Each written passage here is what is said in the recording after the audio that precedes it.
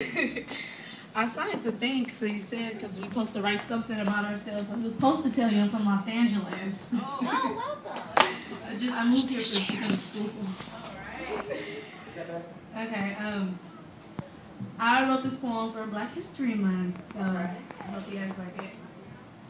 My professor once told me to begin to understand slavery, you have to think like this.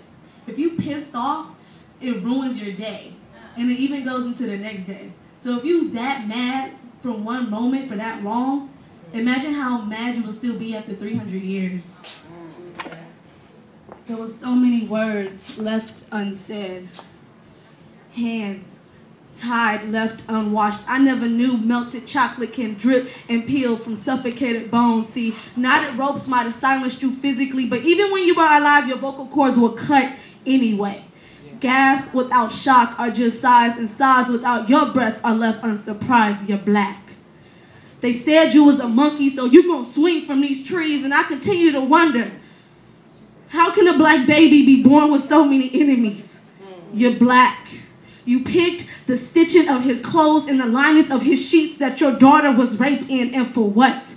For our ladies now to be called sluts, and how we all up in them guts when guts and molasses was the only thing your master fed you. And for what? For us to redefine ourselves in intellectual conversation. They always tell me growing up, you have to be able to turn your nigga side on and your white side on. I didn't pay any attention, so my electricity was cut off. I now light Kwanzaa candles because being black is the light of my world. So when asked, I hate when I get those responses. If I lived back then, shoot, I'd never be in slavery. I'll fight, I'll run, they gonna have to catch me. See, you failed to realize not only did they have your name, but Willie Lynch had your mind, and he still does. He turned us against each other, brown paper brag test, and that's why it's so easy for you to pull a bullet in your other brother's chest. See, my people, we don't know our own history. We don't know ignorance is where death is. We don't know that the darker your skin, you're dominant, and every other race is recessive. You're beautiful. The phenethylamine in your eyes is released after every blink, and the world is so in love with you now, and you realize your hair is not nappy.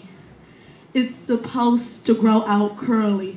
It's supposed to be like 1,000,001 black fingers falling up into a black fist, sitting on your head like a crown of glory, symbolizing that we have a proud and powerful mind. We have powerful minds. Slavery is just a perm left in us too long. Eventually, we'll go back to our natural settings. So this poem is to thank this fallen black soldier for dying on this tree, because he did it for us so that we could be free. So I vow to educate in every talk, in every show, to put all of your pain and suffering back into the word Negro. So with my history on my side and with God as my witness, I could just consider this poem my first lesson. All right.